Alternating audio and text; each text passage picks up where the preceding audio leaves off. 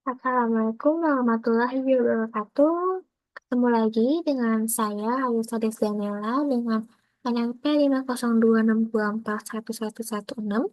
Jadi di video kali ini saya akan melanjutkan praktikum dari modul 2, yaitu 2.3.6 Lab Linux Servers. Oke, langsung kita mulai.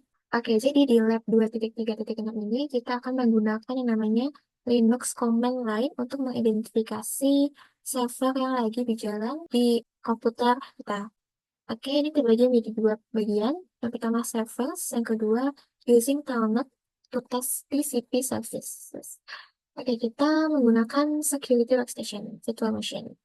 Lanjut ke instructionnya. Jadi di part 1 ini kita akan mempelajari namanya server. Jadi server ini adalah program esensial yang tertulis untuk menyediakan informasi yang spesifik berdasarkan permintaan. Terus clients ini juga termasuk program di mana reach out to the server, place the request, and wait for the server response. Nah, jadi di lab ini berfokus pada IP network, base servers, dan clients.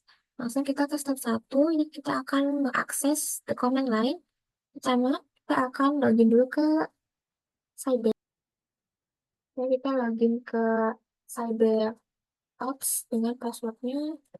Oke, kita langsung dibuka oleh terminal. Ya, jadi di sini kita login ke Cyber sebagai analis.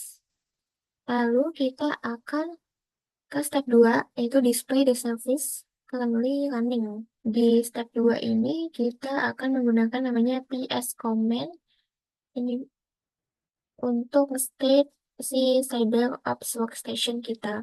Oke, karena kita ketik command ini. Yes.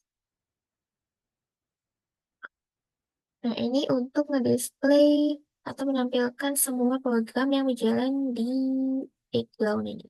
Tampilannya sama seperti ini. Ada UID, ada PID, ada PPID. Jadi untuk menjawab pertanyaan ini, why was it necessary to run PS as root? Jadi kalau tadi kita runningnya itu sebagai analis, jadi kemungkinan tuh proses itu nggak terlihat kalau kita nggak menggunakan si PS ini gitu. Nah, mungkin untuk yang di luar itu seperti regular user, itu mungkin bisa saja tidak terlihat juga kalau mereka tidak menggunakan komen PS tersebut. Jadi kita tulis di sini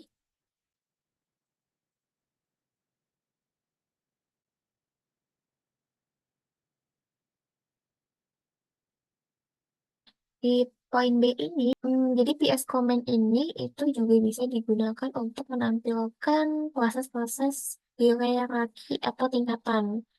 Dengan kita menggunakan ini dash EGH options untuk menampilkan proses yang lagi berjalan. Oke, kita coba aja langsung dengan kita ketik komen ini.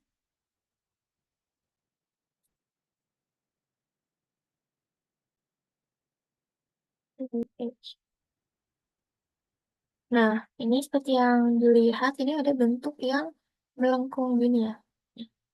Nih, bentuknya seperti pohon. Nih, sama seperti tabel ini, di bentuknya juga melengkung gitu ya, seperti pohon. Jadi kita bisa menjawab pertanyaan ini, how is the process hierarchy?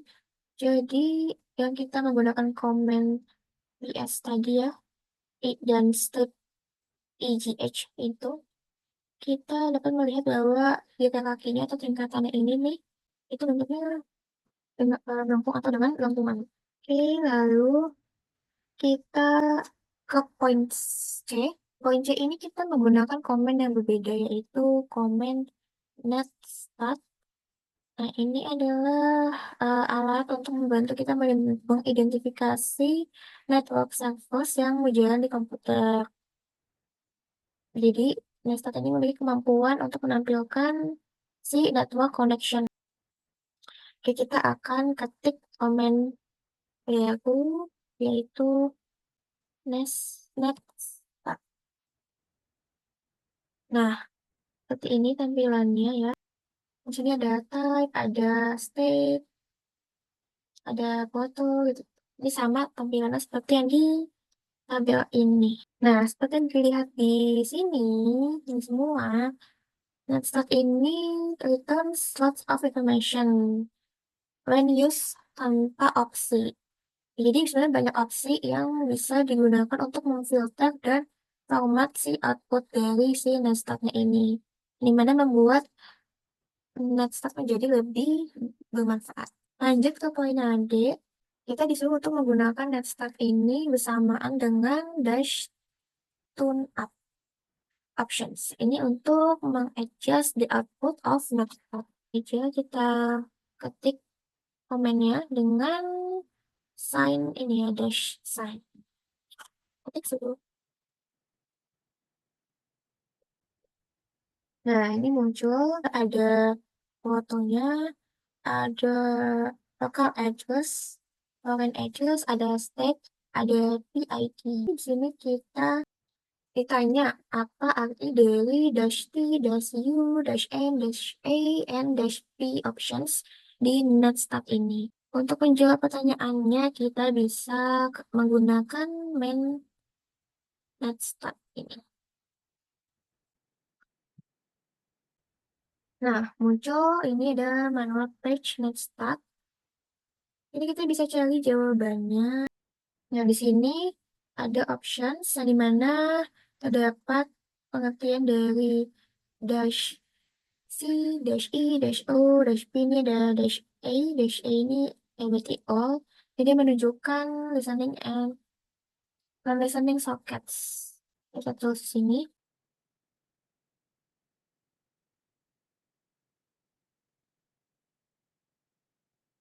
Oke, jadi ini udah satu sini. Dash A ini menunjukkan listening dan listening socket. Jadi yang ini state-nya ini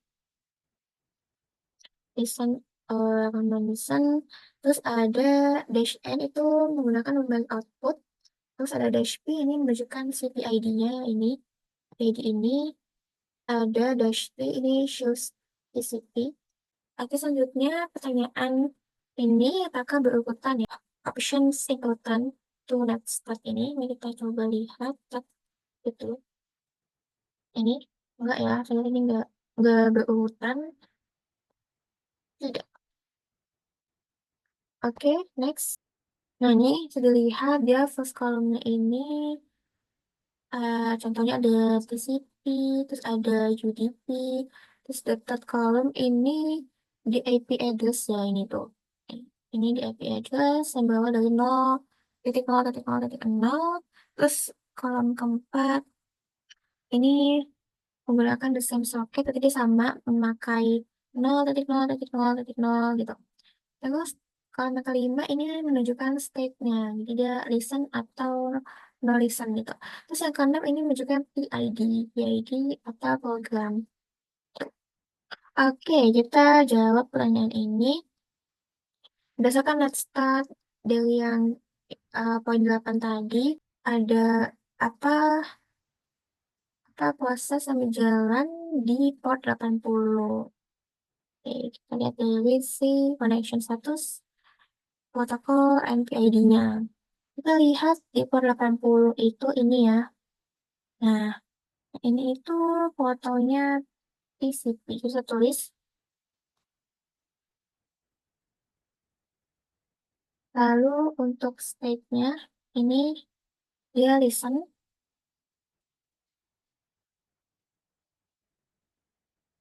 Lalu untuk PID-nya ini dia 1696 engine. 1696 ya. Yang ini sejajar dengan yang diminta yaitu port 80.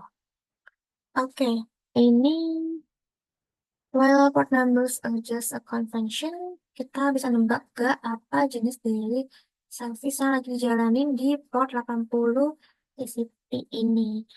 Nah, ini kemungkinan adalah web server. Oke, ini lanjut kita ke poin E. Kita di sini menggunakan PID ya. Jadi PID itu terikat dengan TCP port 80. Di sini di contohnya itu port 395 ya. Lalu kita menggunakan PS and untuk menulis semua baris dari PS output yang mengandung PID 395. Terus kita disuruh untuk nge-replace 395 ini dengan PID yang sesuai dengan kita ini. Nah, di sini tuh PID dari port 80 adalah ini ya PID-nya 1696. Jadi nanti kita grade-nya adalah 1696. Kita akan ganti di sini jadi 1696. Oke, selanjutnya kita ketik itu grade 1696. Oke, ini muncul dari output ini. Kita kan menggunakan yang namanya grep ya. Yang grep ini tuh untuk memfilter hanya lines baris yang mengandung nomor 395. Ini kita ganti 395 jadi 1196. Ini first line itu menunjukkan proses yang dimiliki oleh si third column. Oke, dimulai dari PID-nya. Terus second line itu menunjukkan ada proses dengan PID yang dimiliki oleh HTTP user. Di sini tuh kita PID-nya ini ya tadi 1996 nih PID kita. Terus nah PID 1696 ini tuh engine X. Nah, gimana kita bisa menyimpulkan dari output ini? Jadi saya bilang kalau berdasarkan kolom terakhir yang satu. Jadi ini ya, nih kolom terakhir yang satu ini menunjukkan outputnya Nginx. Oke. Lanjutnya kita tanya apa itu Nginx dan apa itu fungsi dari Nginx. Oke, jadi setelah saya googling, Nginx itu adalah,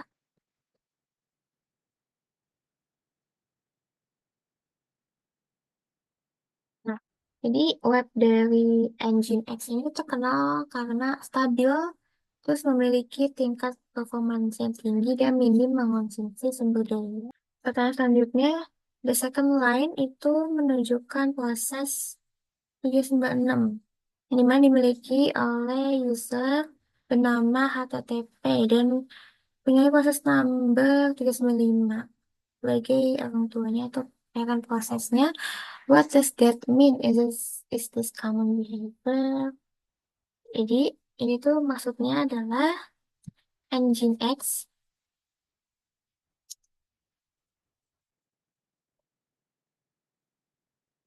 Nah ini tuh common atau paling biasa.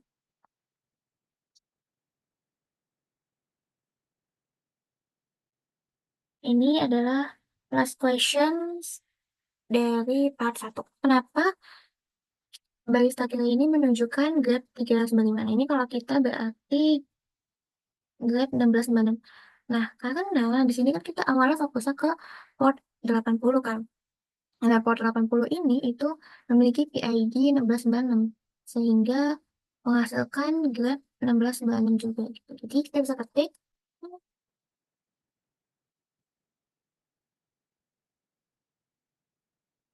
Oke, kita lanjut ke part 2. Di sini kita akan menggunakan Telnet untuk ngetes TCP service. Jadi Telnet ini simple remote share application.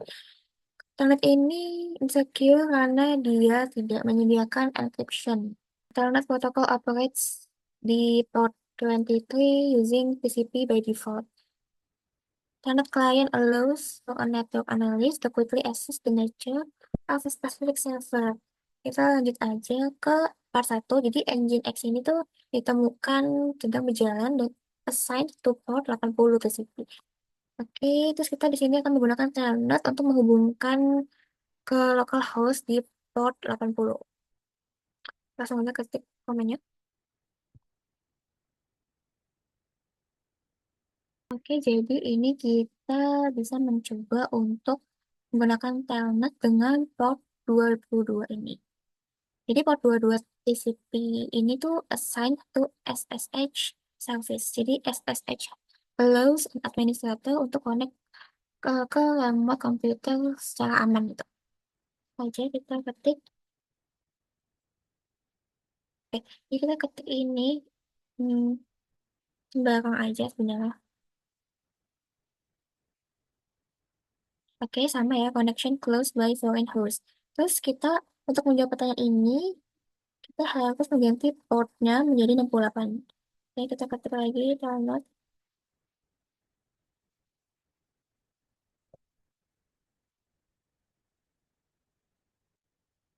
Nah, di sini unable to connect to remote host alias connectionnya refused. Jadi inilah jawaban untuk pertanyaan ini.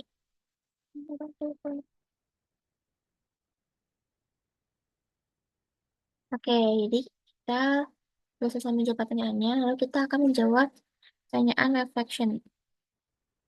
Oke, pertama ini apa keuntungan dari kita menggunakan Netstat? Jadi, keuntungan ini, Netstat ini dapat memantau koneksi jaringan. Terus, Netstat ini juga sebagai informasi. Oke, jadi maksud dari Netstat memantau koneksi jaringan ini dan Netstat ini memungkinkan kita untuk melihat daftar koneksi jaringan aktif pada komputer. Nah, ini dapat membantu kita untuk memahami bagaimana komputer kita terhubung ke server atau perangkat lain. Nah, lalu keuntungan Netstat yang sebagai informasi port ini adalah Netstat memberikan informasi tentang port yang digunakan oleh setiap koneksi. Nah, ini tuh dapat berguna dalam pemecahan masalah jaringan dan konfigurasi firewall. Lalu yang kedua, apa manfaat dari menggunakan telnet? Apakah ini aman? Nah, kalau dari keuntungan telnet sendiri, itu adalah kemudahan akses. Jadi, telnet ini adalah protokol yang digunakan untuk mengakses dan mengelola perangkat jarak jauh. Nah, terus telnet ini juga fungsionalitas sederhana. Jadi, telnet sederhana itu digunakan untuk mengirim perintah teks ke perangkat jarak jauh dan menerima tanggapan. Nah, itu berguna untuk administrasi dan pemecahan masalah perangkat jarak jauh, gitu. Oke, jadi itu penjelasan mengenai lab 2.3.6 ini. Mohon maaf apabila ada salah kata, kurang lebihnya mohon maaf. Terima kasih.